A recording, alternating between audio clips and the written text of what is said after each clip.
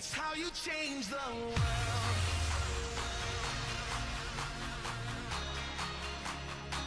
That's how you change the world. Fala galera, beleza? De volta com vocês no canal Dicas de Concurso, meu nome é Jonatas. Nessa videoaula eu vou falar com vocês a respeito de transportes no Brasil, tá? Bom pessoal, é o seguinte, quando a gente fala de transportes, nós temos alguns tipos de modais, o rodoviário, ferroviário, hidroviário e o modal aeroviário, tá? Mas antes de entrar especificamente dentro desse assunto, eu quero fazer uma consideração que é o seguinte, eu vejo muito no canal as pessoas procurando por tema, né? O que é bom, é positivo isso. As pessoas têm procurado muito. Então eu vejo divisão político-administrativa com bastante visualizações. Mas eu vejo globalização e industrialização com poucas visualizações. O que eu quero dizer?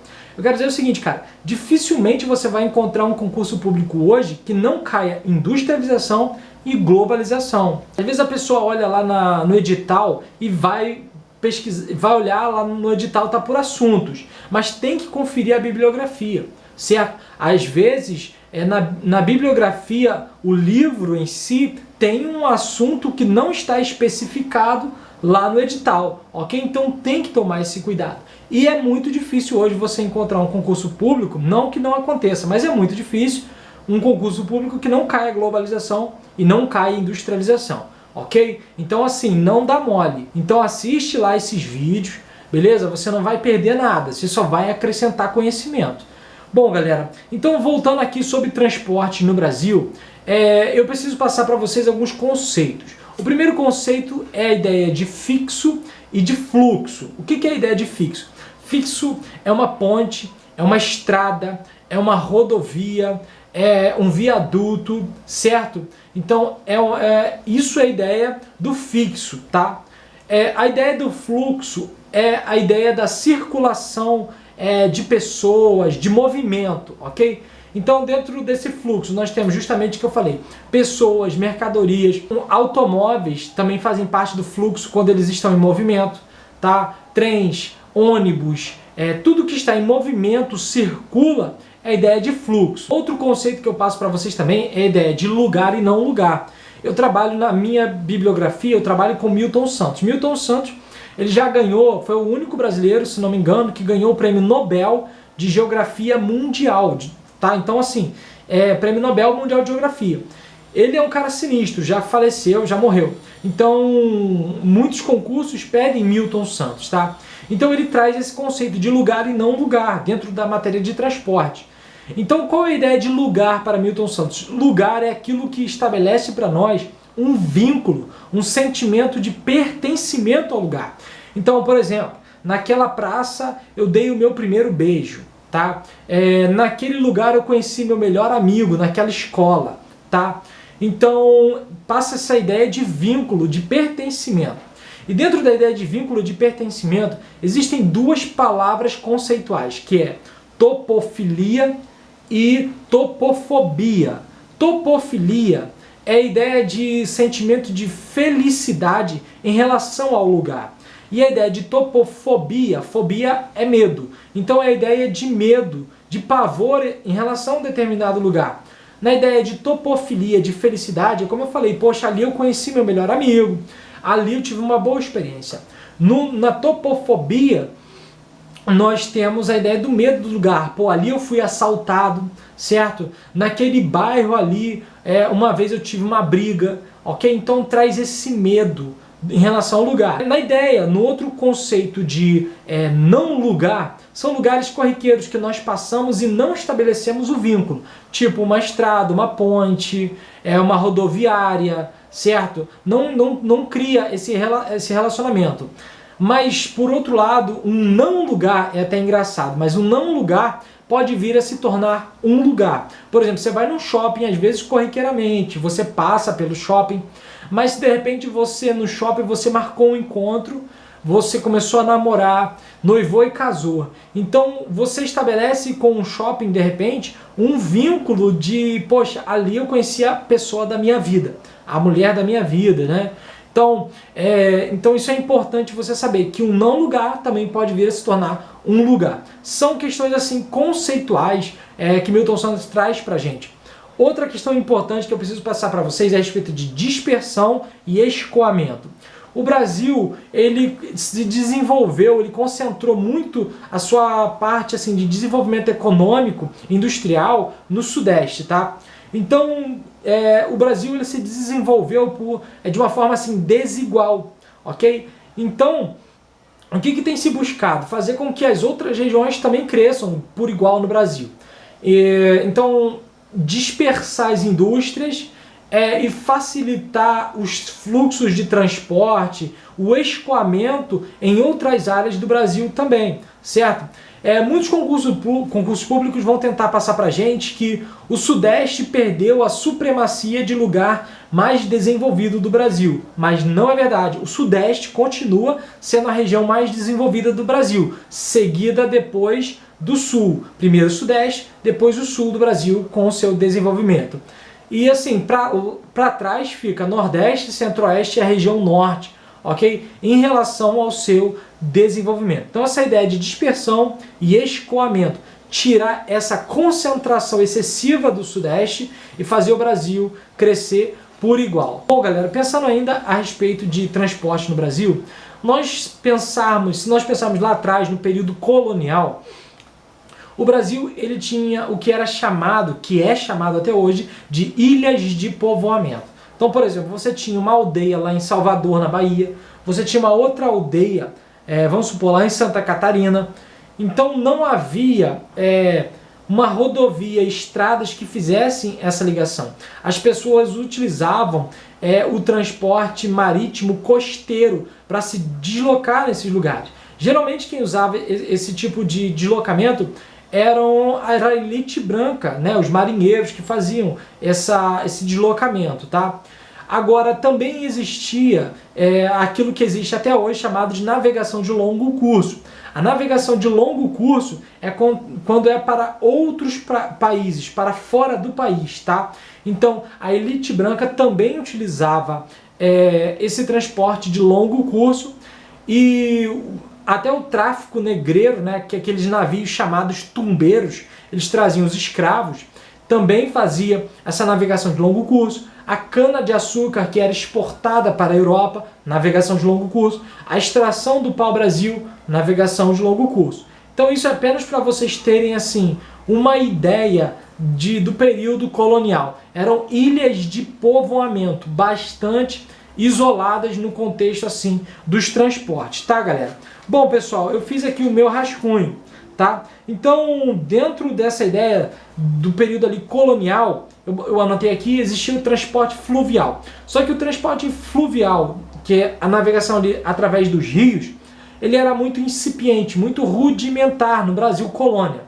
E até hoje ainda é. Né? Dos rios foi muito importante para a interiorização do Brasil no período colonial, ainda que bem rudimentar e incipiente, tá? Então nós temos muitos rios navegáveis. Para citar exemplos, tem o rio Amazonas, que vai até lá dentro do interior da região norte. Nós temos o rio São Francisco, que se não me engano começa em Minas Gerais, vai até ali na divisa da Bahia, né? Acho que com Alagoas, por ali assim. Então, citando exemplos de dois rios navegáveis, tá? Então, existiu e foi importante para a interiorização do Brasil no período colonial, galera. Bom, até fazendo uma comparação, atualmente, as estradas elas são construídas paralela aos rios. E aí nós temos a poluição dos rios, com derramamento de óleos, aquela sujeirada toda que vai para os rios, o assoreamento dos rios que causa inundações, tá? Então, pessoas assim muito inteligentes, né, resolveram construir as rodovias paralelas aos rios e aí, cara, faz essa lambança toda que a gente vê. Bom, uma outra informação que eu preciso passar para vocês, galera, é a respeito de algumas datas que eu anotei aqui que são importantes, tá? Então anote aí no seu caderno datas importantes. 1854, coloque no seu caderno. Em 1954 nós temos o início da ferrovia. Nesse período existia o chamado Barão de Mauá, o Irineu Evangelista de Souza. Em 1854 ele trouxe para o Brasil a primeira linha férrea, que foi a Estrada de Ferro Dom Pedro II, na Serra de Petrópolis, no estado do Rio de Janeiro, ok? Então, querendo agradar o imperador, o Barão de Mauá, ele colocou essa linha férrea. Mas só que assim, o imperador sempre, galera, sempre cagou pro Barão de Mauá, tá? Então, até o imperador ajudou a quebrar o imperador de Mauá, principalmente através da guerra com o Paraguai, tá?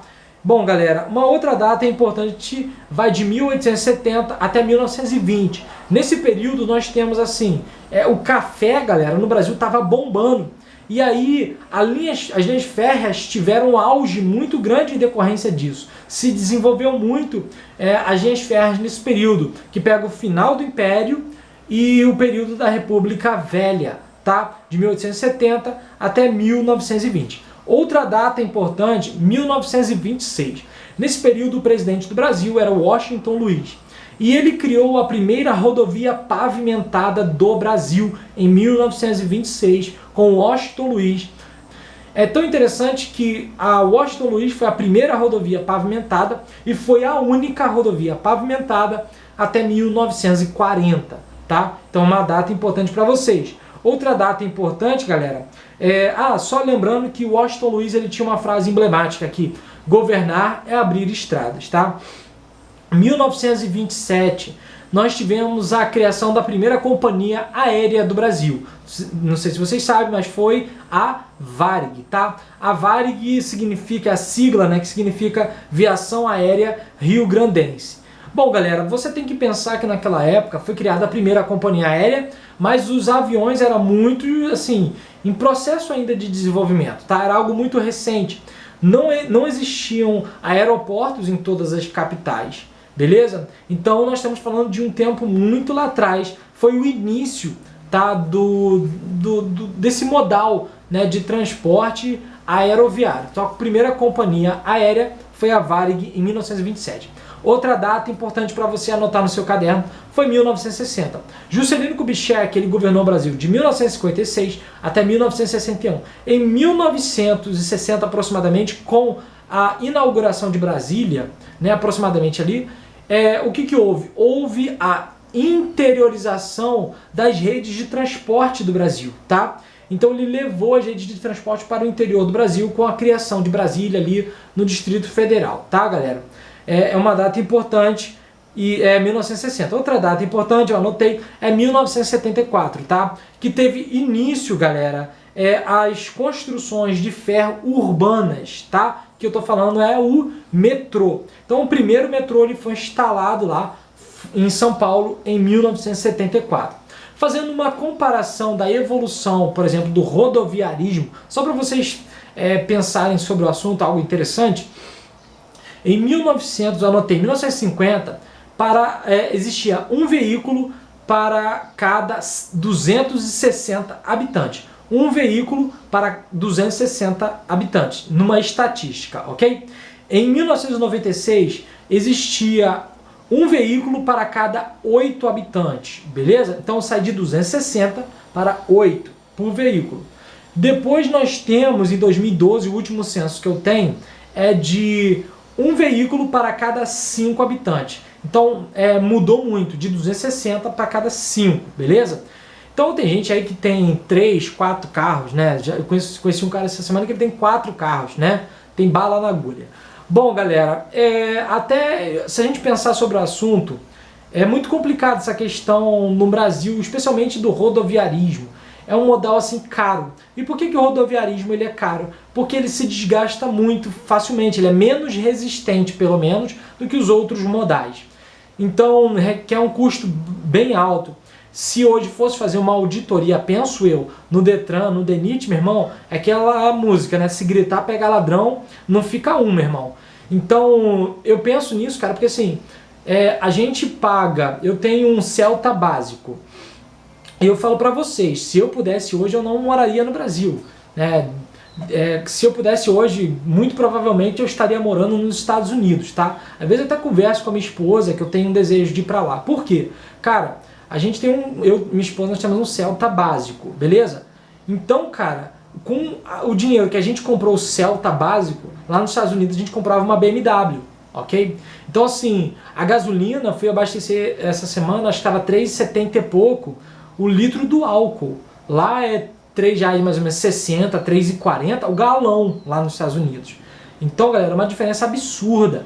O Brasil não é um sistema feito para as pessoas prosperarem.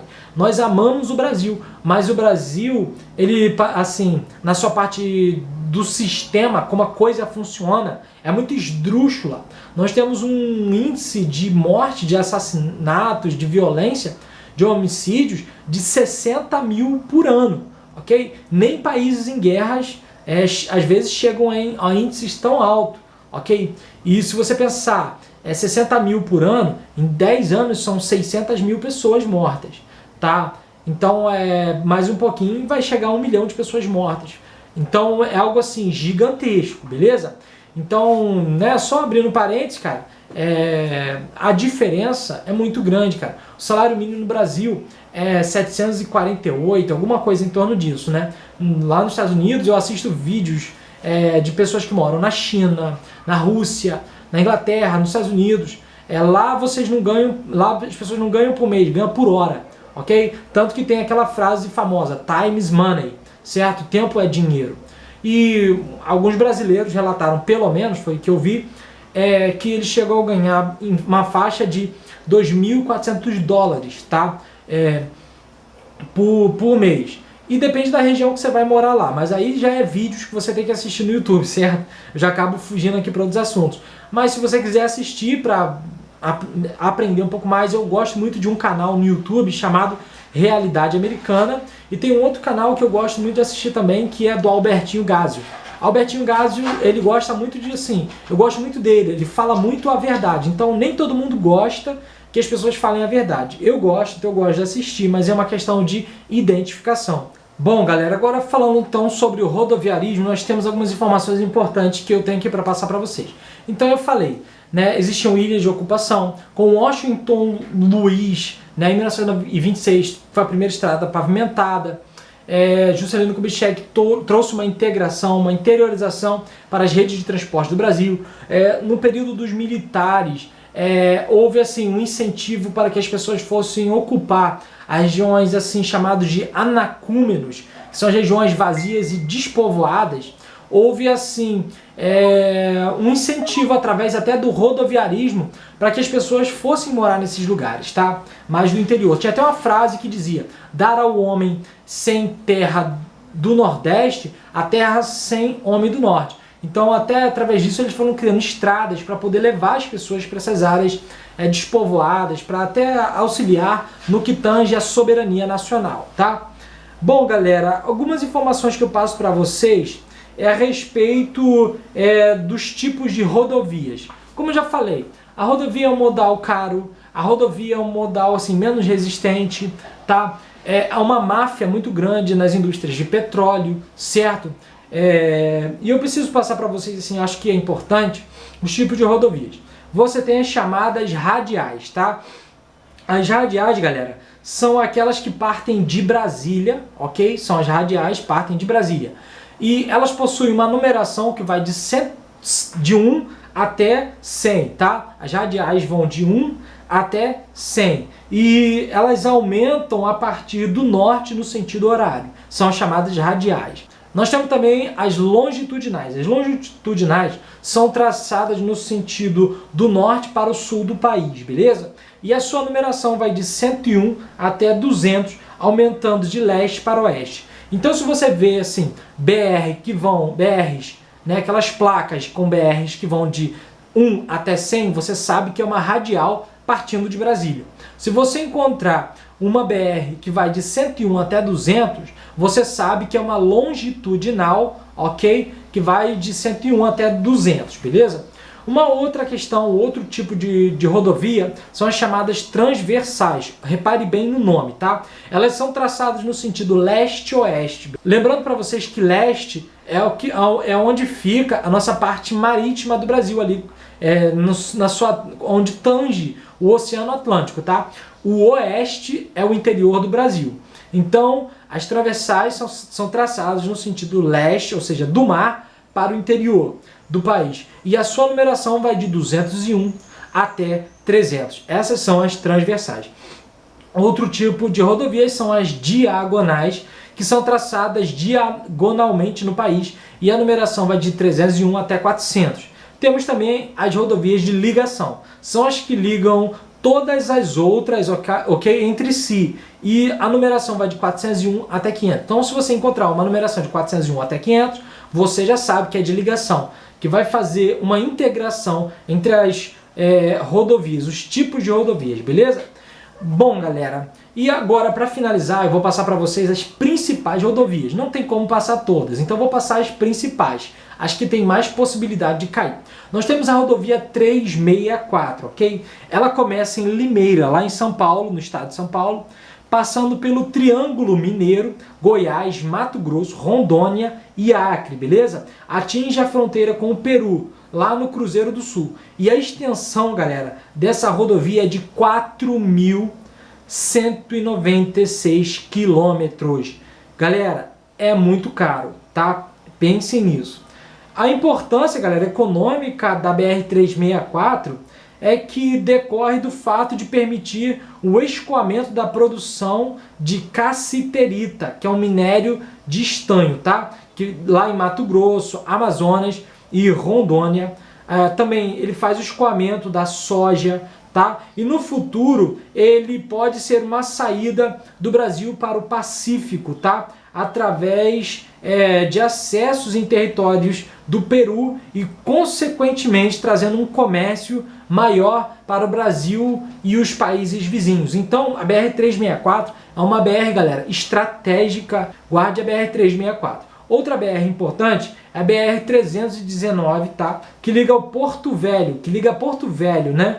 A Manaus, tá? Então, ela liga Porto Velho a Manaus com 866 quilômetros.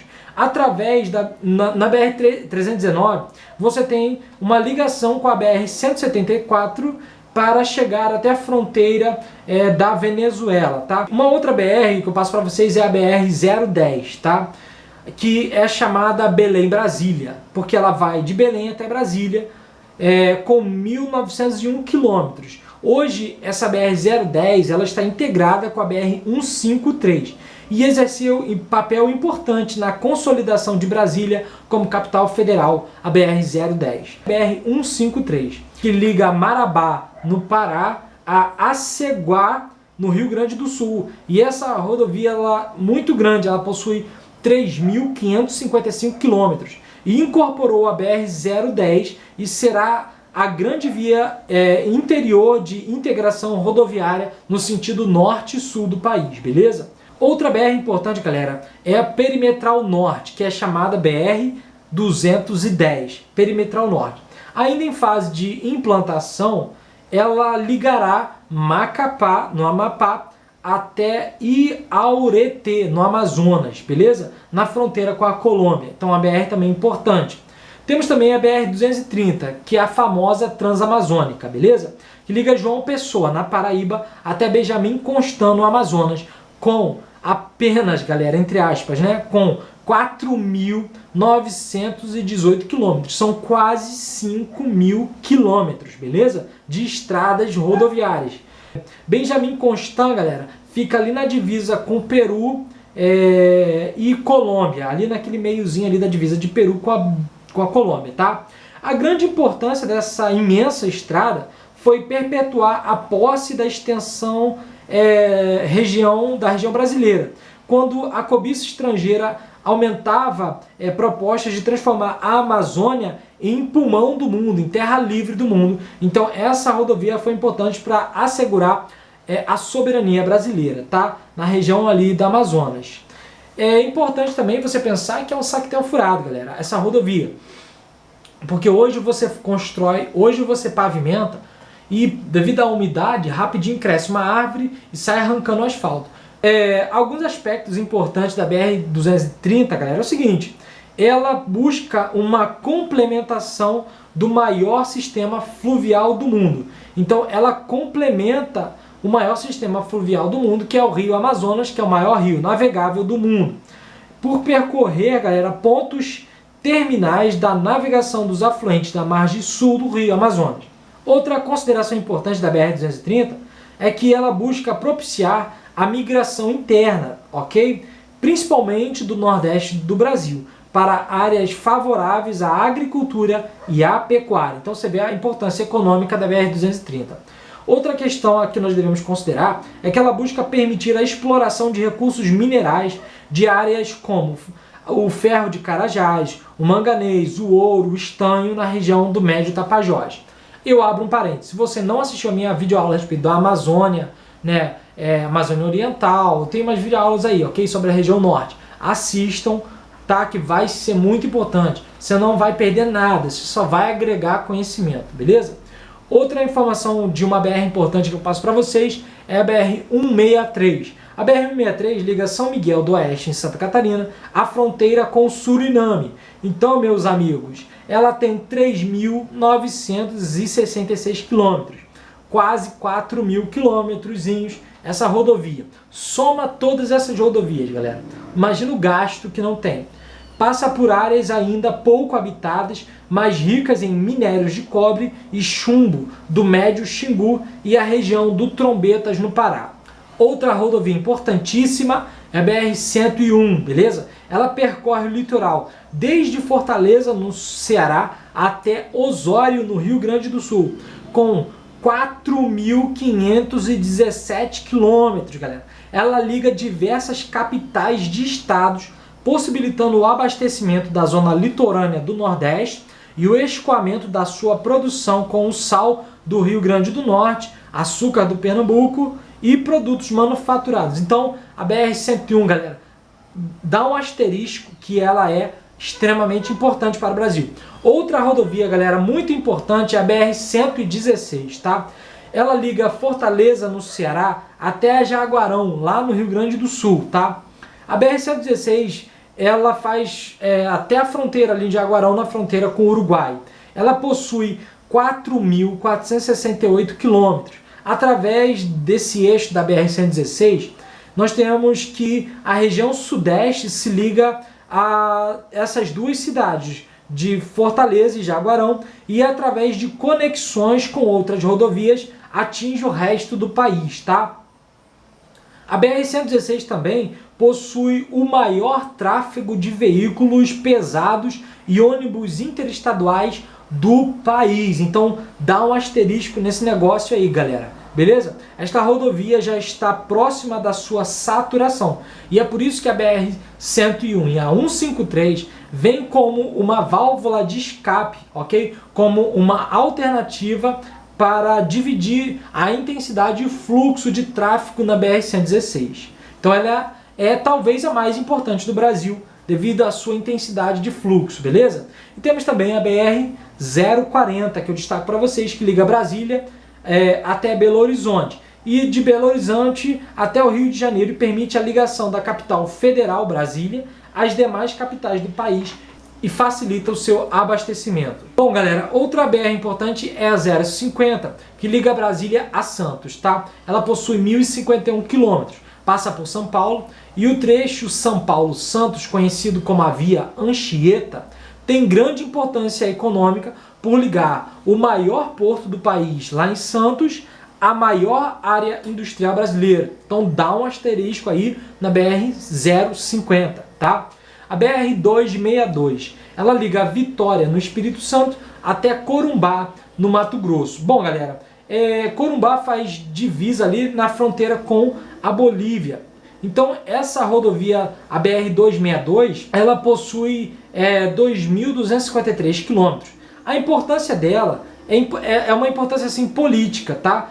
Porque ela tem alcançado a fronteira boliviana e possibilitará depois a chegar até Santa Cruz de la Sierra, tá? Cochabamba, La Paz também vai facilitar a chegar até esses lugares, tá? BR-262 na Bolívia.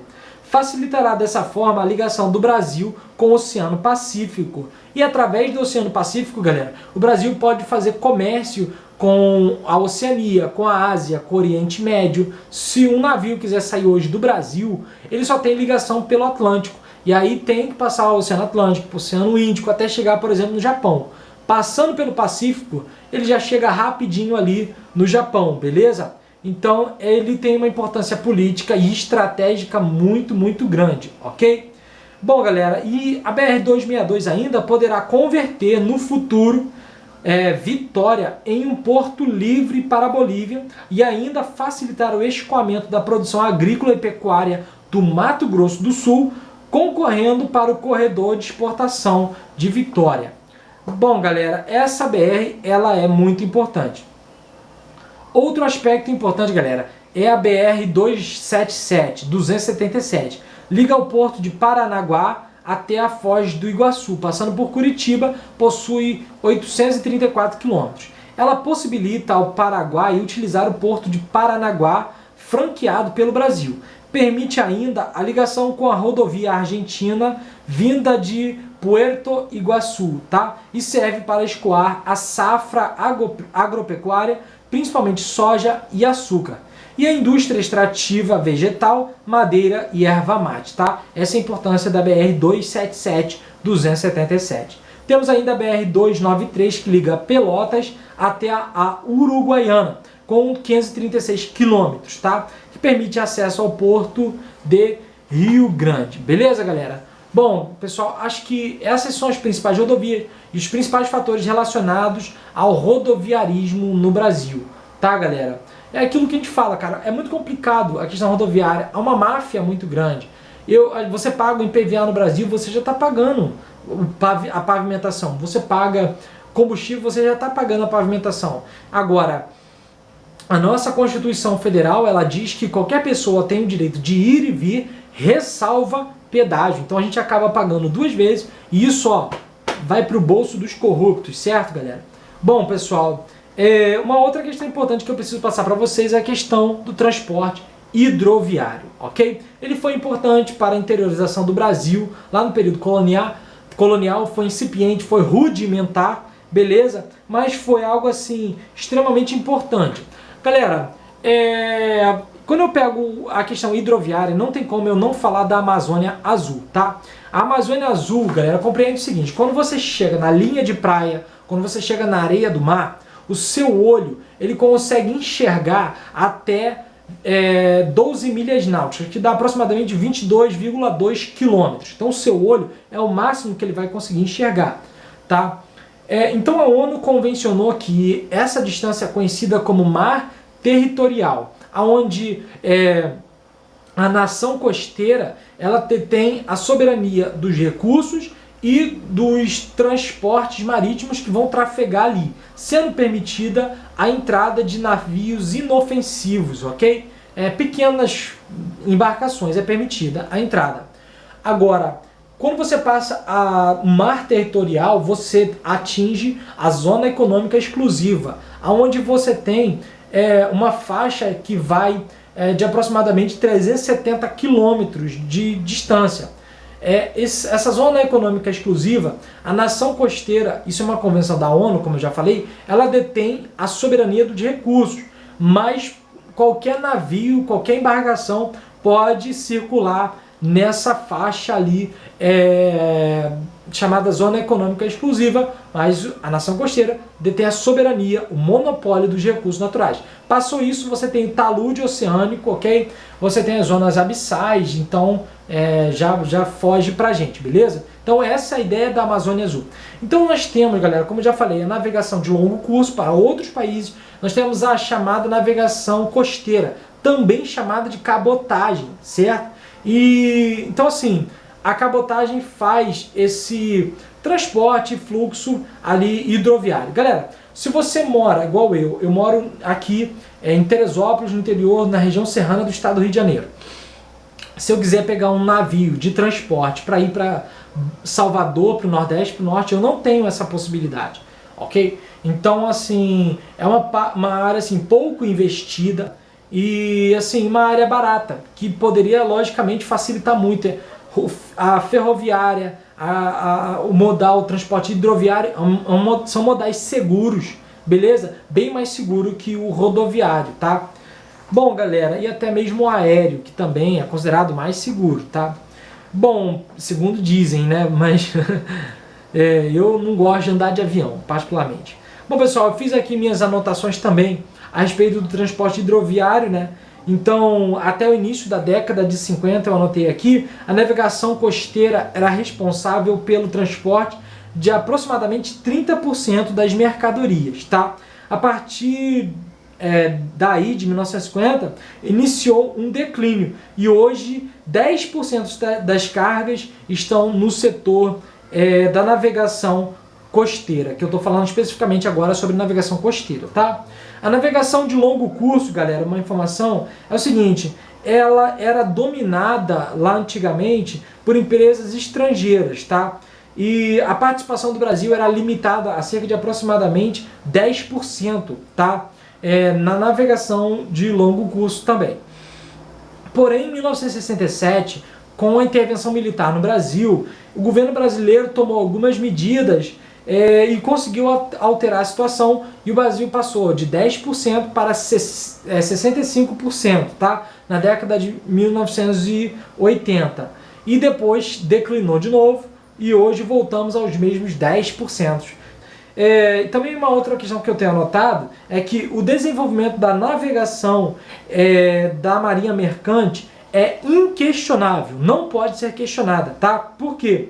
Porque o Brasil ele depende do transporte marítimo para realizar 95% da tonelagem comercializada com o exterior e possui uma extensa malha hidroviária. Tá? As principais modificações que eu passo para vocês também, ainda sobre o modal de transporte hidroviário, a criação para cada porto de um órgão gestor de mão de obra, a instituição em cada porto de um conselho de autoridade portuária, tá? Constituído por membros representados pelo poder público estadual, federal e municipal, se for o caso. Também temos os operadores portuários, temos os trabalhadores portuários, nós temos ainda os usuários dos serviços portuários. As principais hidrovias que eu tenho anotado são a dos rios Tietê, ali São Paulo, Paraná, que transporta soja, álcool, milho, calcário e cana-de-açúcar também.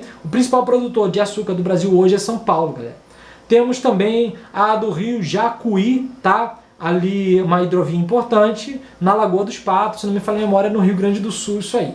Pessoal, ainda algumas considerações importantes a respeito do transporte hidroviário é que ele também pode ser identificado como transporte marítimo, fluvial ou lacustre. Lacustre é um tipo de transporte específico que ocorre lá na Lagoa dos Patos, no Rio Grande do Sul, ok? Bom, pessoal, o que eu posso passar para vocês sobre transporte marítimo é que, por exemplo, o Brasil ele possui um extenso litoral. São aproximadamente 7.400 quilômetros, responsável por 95% do transporte de mercadorias para o exterior. A respeito do transporte hidroviário fluvial, é uma extensa rede hidrográfica que nós temos no Brasil, sendo a maioria dos rios de planalto, portanto desfavoráveis à navegação. No entanto, existem muitos rios de planície e longos trechos navegáveis em rios de planalto, como por exemplo eu posso citar o Rio São Francisco, ok? Há que se considerar ainda que o aproveitamento do potencial hidráulico dos rios com a construção de hidrelétricas com eclusas ampliam consideravelmente a navegação dos rios de planalto. Como um exemplo, temos a hidrovia Tietê-Paraná. Eu ainda passo para vocês que há possibilidade de fazer-se a interligação de várias bacias hidrográficas no Brasil, com grandes vantagens no transporte de cargas, ok? Bom, galera, uns pontos importantes aí para essa vantagem, essa integração que vai trazer essa vantagem no transporte das cargas, eu cito para vocês a bacia amazônica, que vai se interligar com a bacia de Oroneco, ok? Ali perto da Venezuela, onde você tem o chamado canal de Cassiquiare, que o Brasil de repente pode usar esse canal para atingir a América do Norte, certo? Então esse canal de Cassiquiare, ele é importante, tá? Então uma outra ligação importante para fazer a integração é a bacia amazônica com a bacia do Paraguai, onde nós temos ali as chamadas águas emendadas, ok? Também conhecido como Rio Guaporé, tá? Ali também na bacia amazônica. Temos a bacia do Paraguai, né? Com ligação com a bacia do Paraná, onde nós vamos ter o rio Coxim e o rio Pardo. Há estudos, pessoal, para viabilizar a ligação da bacia do Paraná com a bacia do Tocantins-Araguaia e também a bacia do Paraná com a bacia do São Francisco. Na implementação dessas hidrovias, temos que considerar os impactos ambientais que podem ocorrer, tais como o assoreamento das margens dos rios, a ocupação irregular de áreas preservadas, a poluição das águas com combustíveis, por exemplo, a destruição de ecossistemas. Então, pessoal, eu queria que vocês anotassem as principais hidrovias interiores do Brasil, tá? Nós temos os rios Jacuí, Taquari, Ibicuí e Lagoa dos Patos, no Rio Grande do Sul. Nós temos também os rios Tietê, Paraná, ok? Temos os rios Paraguai e o Rio Madeira, que são hidrovias importantes para o Mercosul, ok? Então, esses três rios, eles podem fazer a integração e são hidrovias importantes para o Mercosul. Bom, galera, uma última informação para deixar bem claro a questão do lacustre é o seguinte: o Brasil não possui lagos, apenas lagoas, a maioria com pequenas dimensões. A nossa maior lagoa é justamente a Lagoa dos Patos, no Rio Grande do Sul, e ela forma uma hidrovia junto com os complexos que eu já citei, do Jacuí, Taquari e Ibicuí, alcançando o porto do Rio Grande, lá no Rio Grande do Sul. Bom, pessoal, agora eu vou passar para vocês os principais corredores de exportação do Brasil, tá? É assunto para raio, galera. Principais corredores de exportação. Nós temos o corredor do Rio Grande, dá uma pesquisada. Nós temos o corredor de Paranaguá, que é importante também. Esse corredor, galera, do Paranaguá, ele é importante porque nele você vai ter a Ferro Oeste, tá? Nós temos o corredor de Santos, nós temos o corredor do Rio de Janeiro, nós temos o corredor de Vitória, tá? É interessante esse corredor de Vitória, onde o eixo principal é a estrada de ferro Vitória-Minas, por onde escoam mais de 60 milhões de toneladas por ano de minério de ferro, tá? E possui um terminal especializado, o de Tubarão, o maior movimento em tonelagem, tá? Os principais produtos escoados no corredor de Vitória são café, madeira, beleza? E tem a questão que eu já falei da importância da BR-262. Abrindo um parênteses, é o seguinte: em termos de tonelagem, peso, o maior é o de Tubarão, tá? E o segundo é o de Itaqui, em São Luís do Maranhão. Outro corredor importante é o de Recife, que escoa o açúcar, e o corredor de Belém, que escoa produtos extrativos vegetais, onde você tem a castanha, a madeira, a borracha, minerais como a bauxita e agropecuários como a juta, a pimenta e as carnes. Beleza, galera? Bom, pessoal, ainda falando sobre os transportes, eu falei sobre o rodoviário, falei sobre o hidroviário e, se der tempo, eu vou falar agora sobre o modal ferroviário. Começa com o Barão de Mauá, tem o seu auge entre 1870 até 1920, beleza? Onde se investiu, galera, muito nesse período em ferrovias no Brasil. Até eu tenho aqui anotado uma informação importante, é que nesse período de 1870 até 1920 foram construídos quase 28 mil quilômetros de ferrovias, tá? Essa é uma informação importante, incluindo as regiões Sul e Nordeste. Bom, galera, esse sistema, o ferroviário, foi implantado com a finalidade de atender necessidades de exportação de produtos primários, principalmente o quê? O café, beleza? Por isso as linhas férreas, elas foram construídas no sentido transversal do nosso território, do interior para o litoral, beleza? E, em consequência, não serviam à integração. Esse é um ponto negativo das regiões do país, e esse período ficou conhecido como o auge das ferrovias, galera. Bom, pessoal, eu passo para vocês ainda as causas das decadências do sistema ferroviário e os principais problemas, tá? Em 1930, galera, nós temos a crise do café, a crise da cafeicultura. A economia brasileira começa a se transformar de agroexportadora para industrial, certo? Alterando muitos tipos de carga nesse período, beleza? E as ferrovias não estavam estruturadas para atender com rapidez e eficiência esta nova modalidade. Entre 1920 até 1960, foram construídos menos de 10 mil quilômetros. E a partir de 1960, a extensão das linhas férreas diminuiu de 38.280 para 28.056 quilômetros em 1999, tá? Com a desativação de vários ramais férreos, beleza?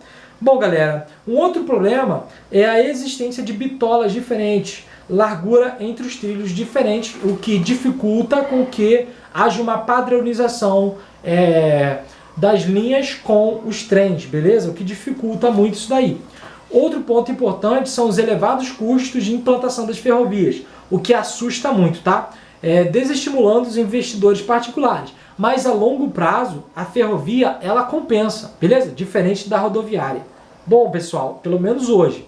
Outro aspecto importante das ferrovias são os equipamentos já obsoletos, deficiências operacionais. Outra consideração é a concorrência das rodovias com traçados muito mais funcionais, maior rapidez e eficiência do que o férreo, tá? A desigual distribuição espacial, encontrando-se sem transporte ferroviário na Amazônia e a maior parte do Centro-Oeste e do interior do Nordeste também. Falta linhas férreas nesses lugares, beleza, galera? Bom, temos também, galera, a Rede Federal de Ferrovias, tá? Que foi criada. E temos as ferrovias paulistas, que na década de 90 foi também para o controle da estatal, né, do governo federal, da Ferrovia Federal, galera.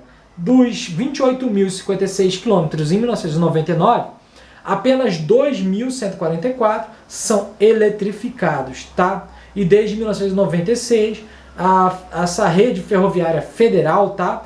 Ela vem sendo privatizada, galera. Bom, eu preciso passar para vocês algumas ferrovias, algumas redes especializadas. Então anote no seu caderno, pelo amor de Deus. A Estrada de Ferro Carajás, que foi inaugurada em 1986 e é especializada no transporte de minério de ferro da Serra dos Carajás, no Pará, ao porto de Itaqui, no Maranhão. Eu tenho uma videoaula gravada sobre a Amazônia e a região norte. Se você não assistiu, também Nordeste, essas daí assistam. Temos também a Estrada de Ferro Vitória, Minas Gerais, especializada no transporte de minério de ferro do quadrilátero ferrífero em Minas Gerais ao porto de Tubarão, no Espírito Santo. Temos a Estrada de Ferro Dona Teresa Cristina, galera, especializada no transporte de carvão mineral da região carbonífera de Santa Catarina aos portos de Ibituba e Laguna, também em Santa Catarina. Temos a Estrada de Ferro Noroeste do Brasil. É uma ferrovia de penetração, servindo ao escoamento de produtos do Centro-Oeste e também da Bolívia, até o Porto de Santos, em São Paulo. Esta ferrovia liga Bauru até Corumbá, Santa Cruz e Santa Cruz de la Sierra. Bom, galera, a construção dessa ferrovia aqui, a Noroeste do Brasil, ela vem de um acordo do Brasil com a Bolívia, chamado Tratado de Petrópolis, tá? O que aconteceu? Houve uma invasão dos brasileiros no território que pertencia à Bolívia, que hoje é o Acre, para extrair a borracha da seringueira. Então o Brasil comprou o Acre da Bolívia. Eu acho que uma parte do Peru também, mas eu não tenho certeza.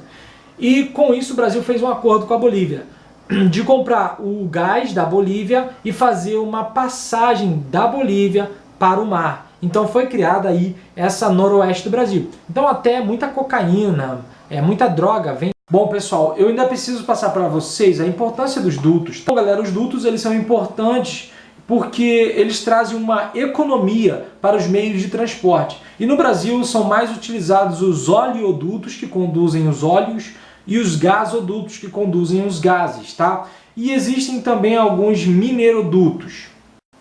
Bom, pessoal, uma consideração importante que eu preciso passar para vocês é a respeito da nova política de transporte, tá? A partir da década de 90, o governo elaborou uma nova política de transporte, visando configurar uma nova estrutura em bacias de drenagem, por meio de empreendimentos privados, ou seja, empresas privadas que vão atuar nas ferrovias e nas hidrovias e que contam ainda com incentivos do próprio governo, tá? Então eu vou citar os principais empreendimentos.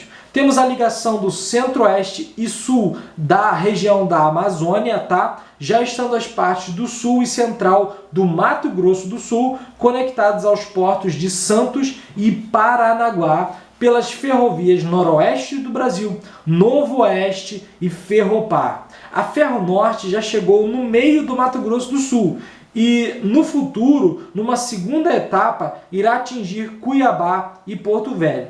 Ainda posso citar o projeto de um ramal de Cuiabá até Santarém. As áreas agrícolas ainda de Mato Grosso e Rondônia terão um duplo escoamento. Para o sul, elas buscarão utilizar as ferrovias já citadas e a BR-364, que vai ser aliviada para o destino aos portos de Santos e Paranaguá, ou até ainda utilizando a hidrovia do Rio Paraná em direção à Argentina. E para o norte, ainda falando ali dessa região, ainda para o norte nessa região, utilizando a hidrovia do Rio Madeira, chegando ao Rio Amazonas e o Oceano Atlântico, tá? Essa nova política também busca promover a valorização agropecuária de uma grande área que se estende pelo oeste da Bahia, passando por Goiás, Tocantins e nordeste do Mato Grosso. Portanto, serão utilizadas a ferrovia Norte-Sul, ferrovia de Carajás e a futura hidrovia Araguaia-Tocantins, que aliviarão o transporte na BR-153.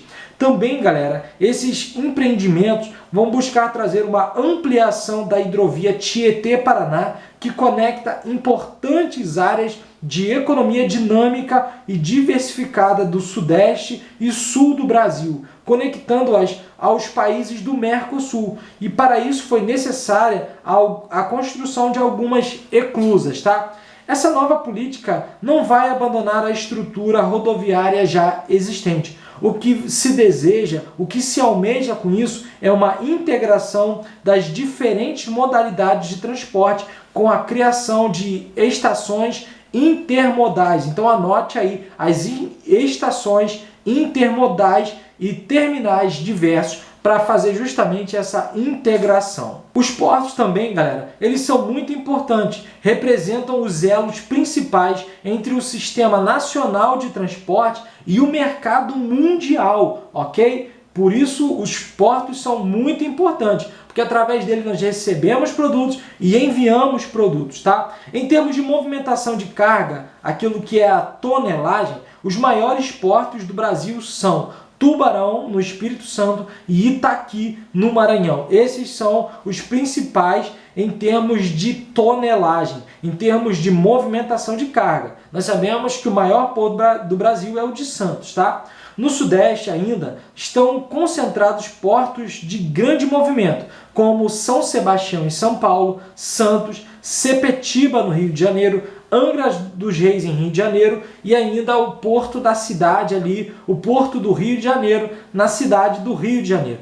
No Nordeste ainda, 2 novos portos modernos foram implantados na década de 90. O porto de Suape, em Pernambuco, e o de Pecém, no Ceará. Tá? Em torno deles surgiram, ajudados por incentivos fiscais, distritos industriais, voltados principalmente para a exportação, ok?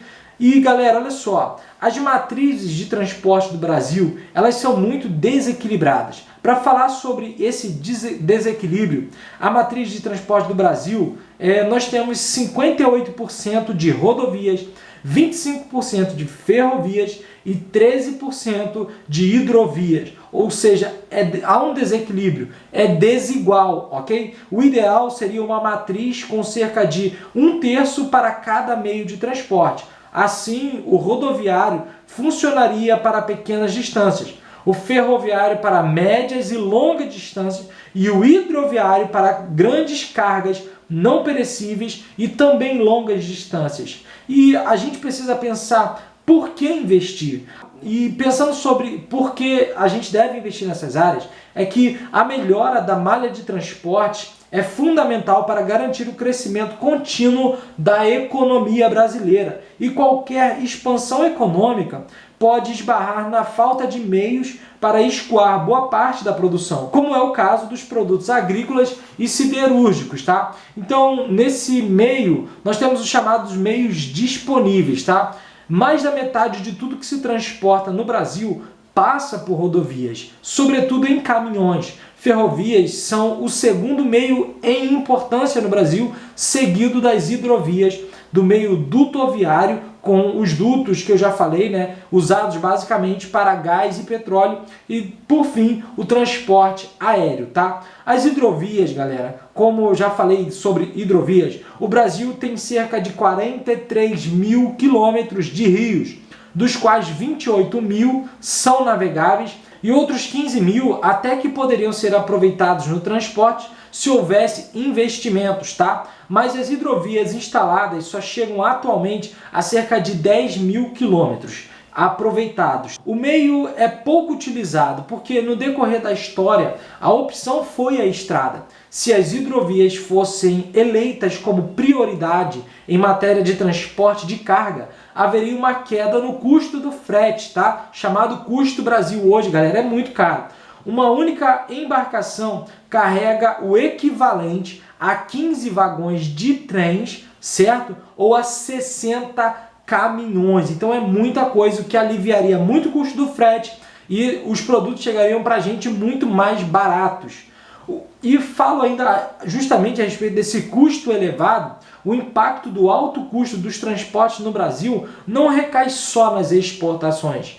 As empresas repassam o custo do transporte justamente para o consumidor. Com preços altos, as pessoas compram menos, diminuem a demanda por produtos e levam as empresas a reduzir seus investimentos na ampliação da produção. E pensando sobre esses assuntos, busca-se hoje na ideia de uma matriz futura, tá? Que é o seguinte: a partir de 2007 foi lançado o chamado Programa de Aceleração do Crescimento, que eu e você conhecemos como PAC, né? O governo federal anunciou investimentos na época de 33 bilhões de reais até 2010 para recuperar as estradas, e esse valor foi considerado suficiente na época para melhorar a situação. O problema é que passou-se todos os anos, certo?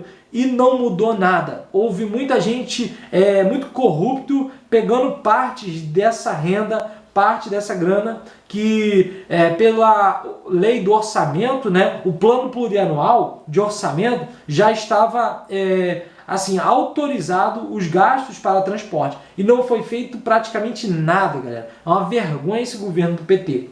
Por isso, galera, o investimento privado vem sendo a principal opção dos últimos governos federais. Atualmente, as linhas férreas estão privatizadas e parte significativa dos serviços portuários, no caso do mar, dos rios, encontra-se nas mãos das empresas privadas, tá? As rodovias em mãos privadas já chegam a cerca de 10 mil quilômetros. Nós, porém, podemos pensar, galera, que é um fato que a solução estrutural só pode vir de ações de longo prazo, que levem à correção de matrizes de transportes erradas e antigas. Essa é a proposta do Plano Nacional de Logística de Transporte, cujo objetivo é nortear os investimentos públicos e privados pelos próximos 15 anos, ok? Seu grande anseio é que os setores ferroviários e hidroviários, que correspondem hoje por 38% da matriz de transporte, cheguem no futuro a mais de 61%, tá? Se isso ocorrer, teremos um barateamento do transporte no Brasil, com benefícios para as exportações e para a circulação interna de mercadorias. Bom, pessoal, eu sei que é muita coisa para vocês analisarem, pensarem. Esse vídeo ficou muito grande, mas eu acho que ele ficou bem completo para concurso público na área de transporte, tá? Então, como eu falei, eu busquei assim, não esconder jogo nenhum para vocês que vão fazer concurso público na área de transporte, tá? Então, galera, um forte abraço aí, sucesso, que vocês aí possam absorver, né, essas aulas aí com bastante eficiência. Um abração, até o próximo vídeo. Valeu, pessoal, valeu!